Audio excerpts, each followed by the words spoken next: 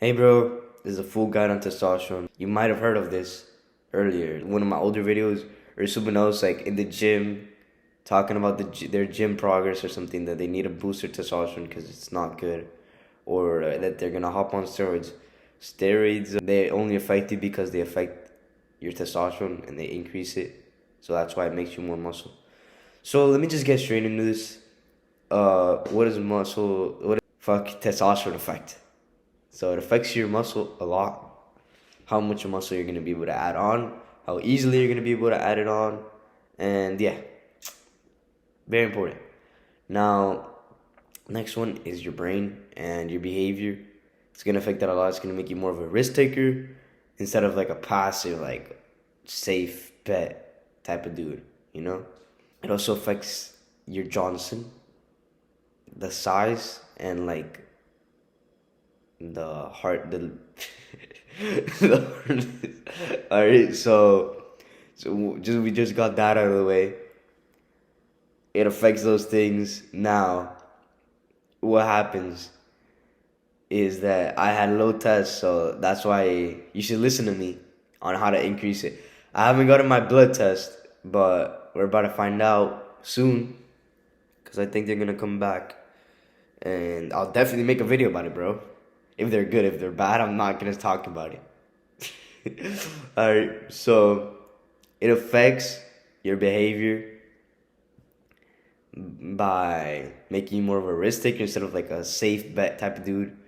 Think about this.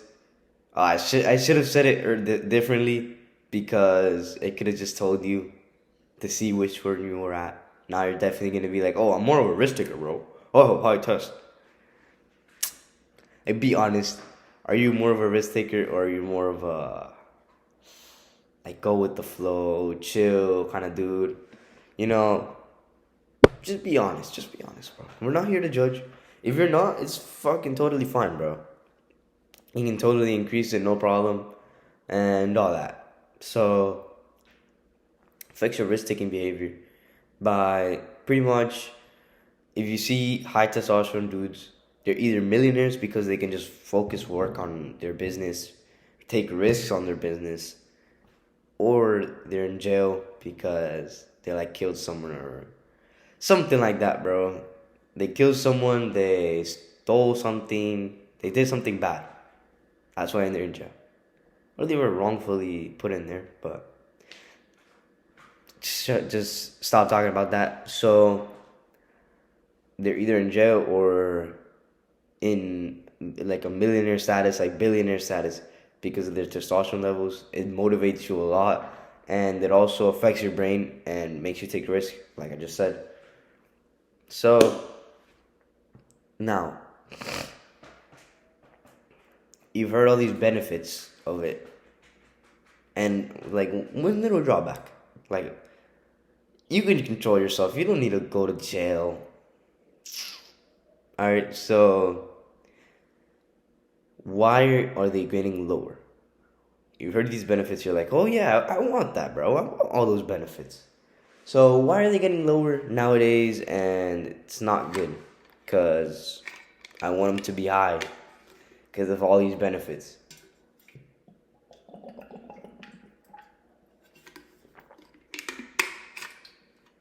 After hearing all these benefits, you obviously want it to be sky high, in the stratosphere, bro.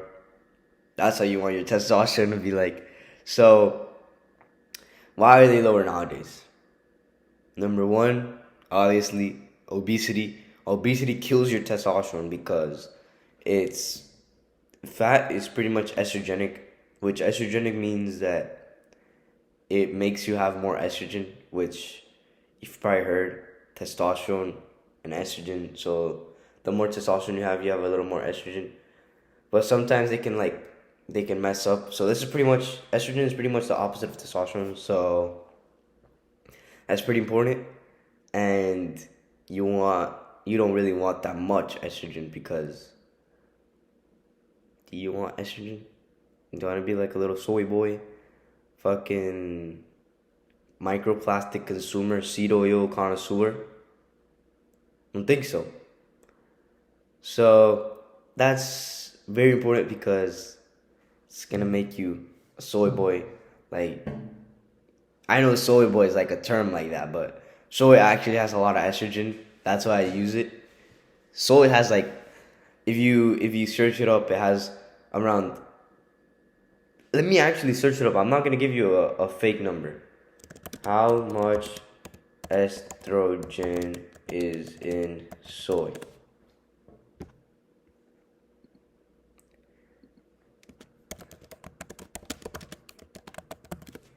So if you compare it like black beans to soybeans, look, soy 7. It says estrogenic activity, so it's estrogen, right? 7. Coño, that's a big ass number. 755 million. What? And then tofu has 113.5 million. Pinto beans 900,000. White bread 300,000. Peanuts 100,000. Eggs 500. Butter 300. Milk 32. Beef 7. Well, now you can see. I believe that you can see something. I'm not bullshitting you though. Like look it up. Look right there. Can you see that? Soy flour. Boom, bro. All right, look at that. Beef 5. Butter 300. So like this is pretty much negligible, bro, compared to like that's a big ass number, bro. That's a lot of estrogen. So I don't think you want to eat that, bro. And that's obviously lowering it. More people are eating like soy products in their like in your protein bar, bro. You can see soy lecithin or something. Lecithin. I don't know how to say it. Can barely pronounce it. Um, don't want to eat that because that's a lot of estrogen activity. And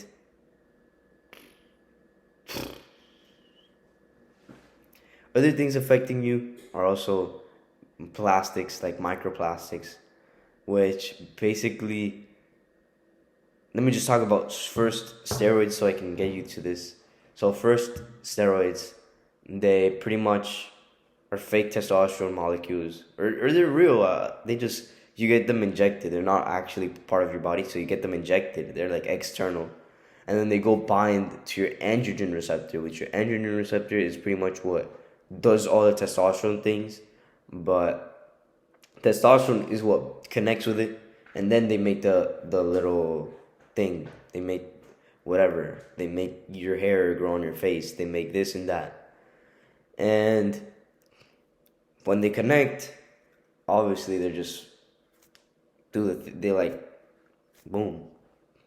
You can't really get the testosterone out. So when you inject more of it, maybe there's some androgen receptors that are left out without anything. Boom, boom, boom. They all connect. So you get more androgenic activity, which makes your muscles grow, your behavior different. It actually makes your balls smaller though, because the hormone that it's pretty much like your balls, they need this hormone called luteinizing hormone to produce testosterone. And when you already have testosterone, like a lot in your body already from an external source, your body's like, I don't fucking need anymore. So it just like doesn't send down the hormone. You have to do like a big protocol to get it all back. But I don't really know about that. Just watch some more plates, more dates, and he'll explain it better than me. But that's just a little recap. Now, for the estrogen, which is what you need to know, end up like a skinny fat gyno soy dude. Well, it's pretty much the same thing, but instead of your body producing testosterone normally, it usually produces.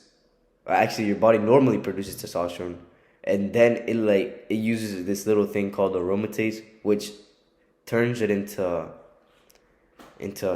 estrogen.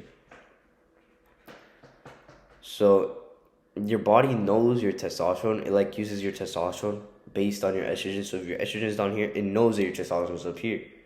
Like if your estrogen is this much, it's gonna know that your testosterone is this much, right?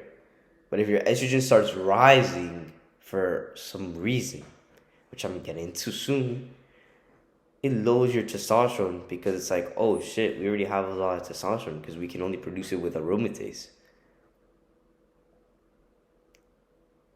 Very interesting.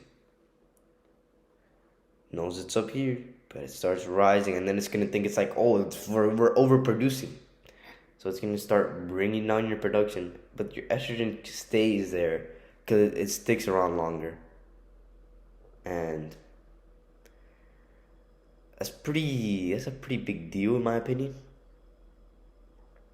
So what's giving you more estrogen?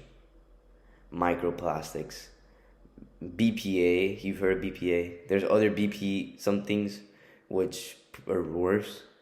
Lifestyle, not working out, not going outside, and the nutrients you get from your food. So pretty much eating chips, eating seed oils, and all that stuff, which you don't want to have in your diet because it's estrogenic. It's like it's just bad for you in general, and it doesn't have any nutrients, which makes you so you can't produce testosterone and just fucks you up.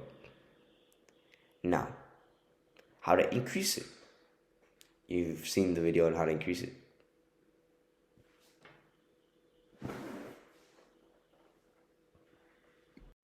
Another thing that's been crashing it is obviously the plastics I was talking about. Another thing is the nutrients in your food and glyphosate, which is pretty much a pesticide and it affects it a lot.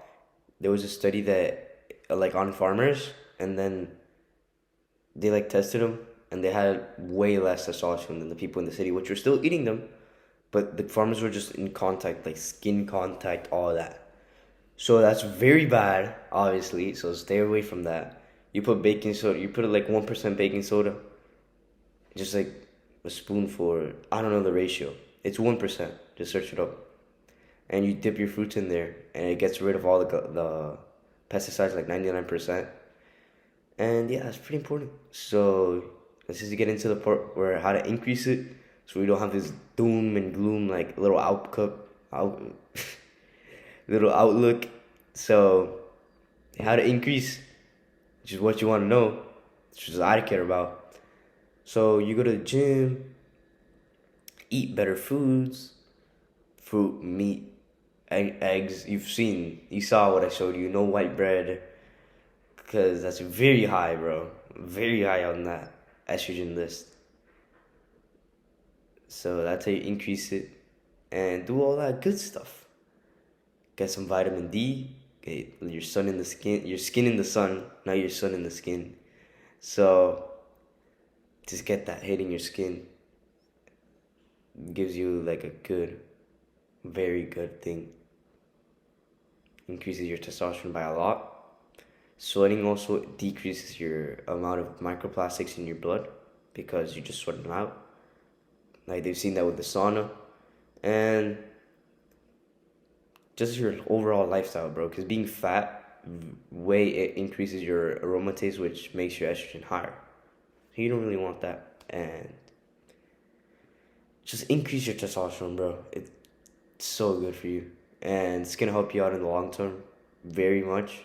So lock in, increase your test, join the tribe. I'm also going to have a little channel we're going to have of testosterone and all that. Please join.